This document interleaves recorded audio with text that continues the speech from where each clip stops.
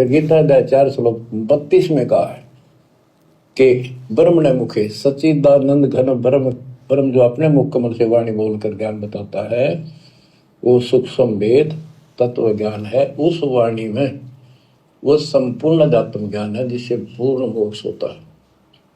चौथे अध्याय 34वें श्लोक में श्री गीता जी ने कहा है कि उस तत्व ज्ञान को तो तत्वदर्शी संतों के पास विनम्र भाव से दंडोत प्रणाम करके पता कर, प्रश्न कर, फिर वो तुझे बताएंगे। इति सिद्धम, वो तत्व ज्ञान, वो मूल ज्ञान किसी भी धर्म मजहब के ग्रंथ में नहीं है। अब बताओ, चारों वेदों ने अपना पल्ला झाड़ लिया, गीता जी ने अपना पल्ला झाड़ लिया, यजुर्वेद ने साफ साफ कह दिया भैया मेरे पास में उस परमात्मा की कंप्लीट जानकारी नहीं है, उस परमात्मा की प्राप्ति के मूल मंत्र मेरे पास में नहीं है। यजुर्वेद अध्याय 40 मंत्र 10 में तो चारों वेद फैल। उसके बाद गीता जी जो चारों वेदों का निष्कर्ष है उसने भी अध्याय 4 श्लोक 34 में अपने आप को फैल कर दिया, ऊपर हाथ खड़े कर लिए कि भैया मेरे पास में उस परमात्मा की जानकारी नहीं है। अध्याय 18 श्लोक 62 में काल ब्रह्म अर्जुन से कह रहा है कि अर्जुन तू सर्व भाव से उस परमेश्वर की शरण में जा जहां जाने के बाद साधक कभी लौटकर संसार में नहीं आता। तो इस काल ब्रह्म ने भी हाथ खड़े कर लिए कि मेरे पास भी कंप्लीट जानकारी नहीं है उस भगवान की, उस परमात्मा की, सतलोक की। फिर अध्याय 4 श्लोक 34 में गीता जी में कहा कि अगर तुझे कंप्लीट जानकारी चाहिए तो किसी तत्वदर्शी संत से जाकर पूछ, उसको भली भांति दंडवत कर, उसको प्रसन्न कर, फिर तुझे वो तत्वज्ञानी महात्मा तत्व ज्ञान को उपदेश करेंगे, तुझे भली भांति परमात्मा के बारे में बताएंगे, तुझे मोक्ष का मार्ग बताएंगे। तो सनातन में सबसे पुराने जो ग्रंथ हैं वो चारों वेद हैं और गीता जी हैं। इसके अलावा ये जितने भी 18 पुराण हैं, 6 शास्त्र हैं, बाइबल हैं, मुसलमानों की जितनी भी ये पुस्तकें हैं, ये सब आधा अधूरा ज्ञान रखती हैं। इनमें कंप्लीट ज्ञान नहीं है, इनके अंदर वेदों वाला ज्ञान भी नहीं है इनके अंदर पूरा कंप्लीट। तो जब वेदों ने ही हाथ खड़े कर लिए तो बताओ फिर भगवान मिले कैसे, हमें सतलोक की जानकारी देगा कौन? इसीलिए तो आज तक कोई सतलोक की जानकारी दे नहीं पाया।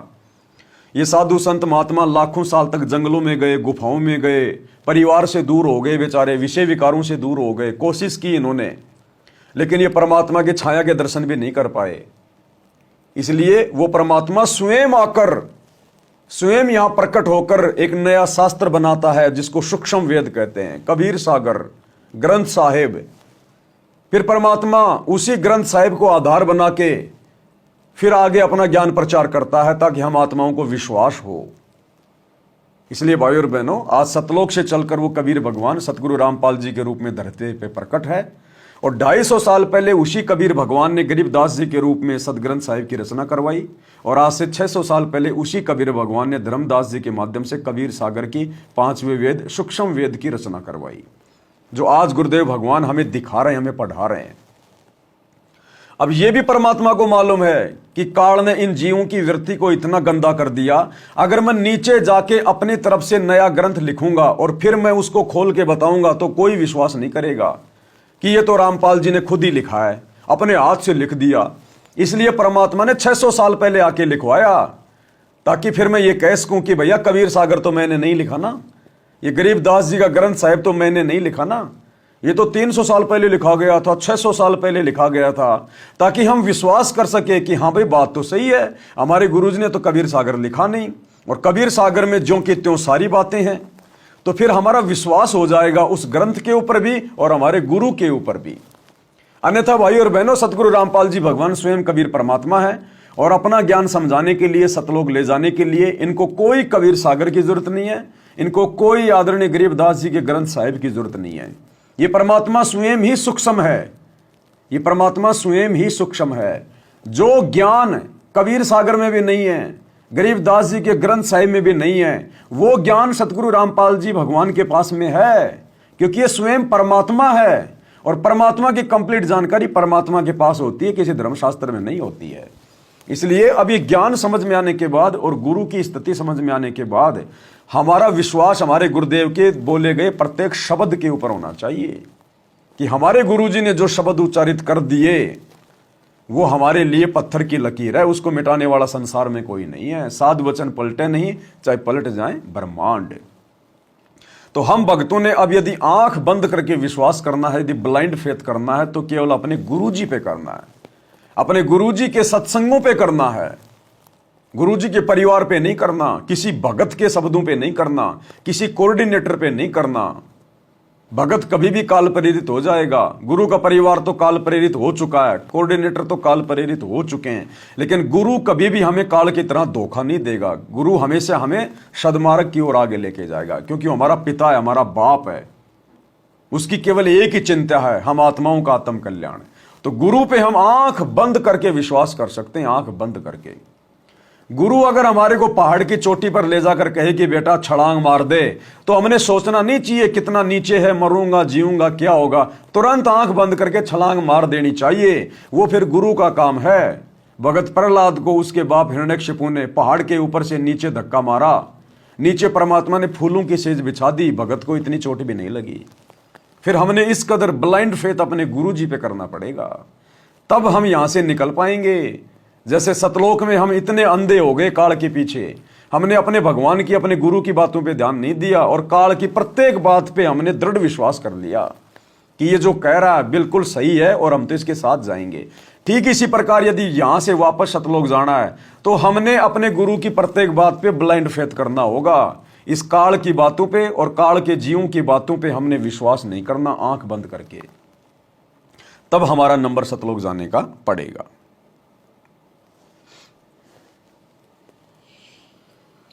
और बच्चों, आज आपको प्राप्त है, आपको सतगुरु प्राप्त है, आपको जो तत्व ज्ञान प्राप्त है।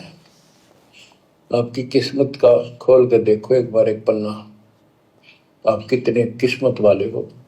ये संसार की व्यवस्था को भूल जाओ, चाहे कोई गरीब है, कति मजदूरी। क्या कह रहे हैं गुरुदेव कि बच्चों, अपनी किस्मत का पन्ना एक बार थोड़ा सा पलट के देखो। वो कैसे देखेंगे हम? नाम दीक्षा लेने से पहले हमारा जीवन क्या था, हम क्या खाते थे, क्या पीते थे, कहां कहां जाते थे, क्या क्या मोबाइलों में देखा करते थे। हमारी सोच कितनी गंदी थी माता बहनों को लेकर, हमारे विचार कितने गंदे थे। जो भी हम काम धंधा करते थे लोगों को ठगने की सोचते थे। तो गुरुदेव कह रहे हैं तुम्हारी किस्मत का एक पन्ना देखो पलट के कि पहले तुम क्या थे और नाम दीक्षा लेने के बाद तुम क्या हो गए। और उसके बाद गुरुदेव कह रहे हैं बच्चों, अब संसार को भूल जाओ, अब संसार को भूल जाओ। भाई और बहनों, गुरु का परिवार तो उल्टा संसार की तरफ दौड़ रहा है। गुरु के जेल जाने के बाद गुरु का परिवार तो अपने समाज की गोद में बैठ गया, जाट आरक्षण में जाके बैठ गया, लाखों की संगत को बैठा दिया, करोड़ों रुपया भक्तों के दान का बर्बाद कर दिया चंदे के रूप में। आनंदपाल जैसे गुंडे की सीबीआई जांच का समर्थन कर दिया, 5 लाख रुपए चंदे के रूप में दे दिए राजस्थान के अजमेर की रैली में। तो गुरु का परिवार तो वापस संसार की तरफ दौड़ रहा है। हरियाणा के गोहाना में जाटों की धर्मशाला बनवा रहा है, 1 करोड़ रुपया भक्तों का बर्बाद करवा रहा है। हमारे क्या काम आई वो धर्मशाला? ऐसे तो ना जाने कितने जाट हैं, कितनी धर्मशाला, कितने समाज हैं, कितनी धर्मशाला है। क्या हम इसीलिए पैदा हुए हैं उनकी गुलामी करने के लिए, उनकी नौकरी करने के लिए? तो गुरु का परिवार तो वापस समाज की तरफ दौड़ रहा है। धनाना गांव के लोगों के लिए बैडमिंटन का स्टेडियम बना दिया गया, जबकि भक्ति मार्ग में खेल खेलना या सहयोग करना कहीं नहीं लिखा है। तो गुरु का परिवार तो वापस समाज की तरफ दौड़ रहा है, संसार की तरफ दौड़ रहा है। राजनेताओं की रैलियों में धक्के खा रहा है, कभी बीजेपी कभी कांग्रेस को सपोर्ट करवा रहा है अपने धार्मिक धंधे के लिए, अपने स्वार्थ के लिए।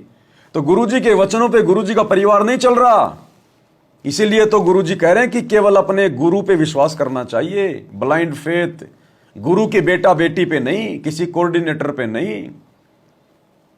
उनके ऊपर विश्वास करने से पहले गुरुजी के सत्संगों को अच्छे से देख लो, समझ लो कि जो आदेश वो दे रहे हैं, जो बातें वो कह रहे हैं गुरु का नाम लेकर, वो गुरु के ज्ञान से कितनी मेल खाती हैं।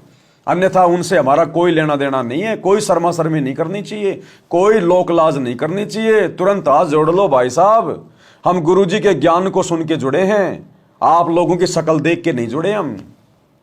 और हमारे गुरुजी परमात्मा है, उनका कोई बेटा बेटा नहीं है। ये तो तुम एक प्रकार से परमात्मा ने लीलामय रूप से इस कलयुग की बिचली पीढ़ी में आने के लिए एक परिवार को मोरा बनाया है। नालायको, तुम्हारा सौभाग्य है कि तुम्हारे घर में परमात्मा जो है मतलब प्रकट हुआ है। समझो उसकी लीला को, भक्ति कर लो, ये ड्रामेबाजी बंद कर दो, नहीं गधे बनोगे अगले जन्म में। क्या गुरु जी का बेटा बेटी बन के घूम रहे हो? क्या अपने अहंकार में सड़ रहे हो? उल्टा उनको समझाओ। और यदि आप उनके चप्पल चाटने लग जाओगे, उनके तलवे चाटने लग जाओगे, ये तो गुरु जी का बेटा, ये तो गुरु जी की बेटी है, तो भाई यहीं पे फिर अगले जन्म में गधे बन के कुमार के लट खाओगे। फिर ये भक्ति मार्ग है।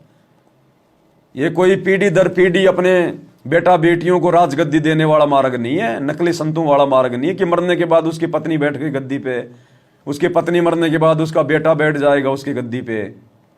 गुरुजी ने स्पष्ट कर दिया ये गद्दी परंपरा वाला खेल नहीं है। स्पष्ट कर दिया गुरुजी ने कि इस दास के बाद में कोई गुरु नहीं होगा शरीर रूप में, कोई भी। केवल मेरे इलेक्ट्रॉनिक रूप से नाम दीक्षा दी जाएगी, डीवीडी से, लैपटॉप से, इनसे नाम दीक्षा दी जाएगी सतलोक जाने के बाद।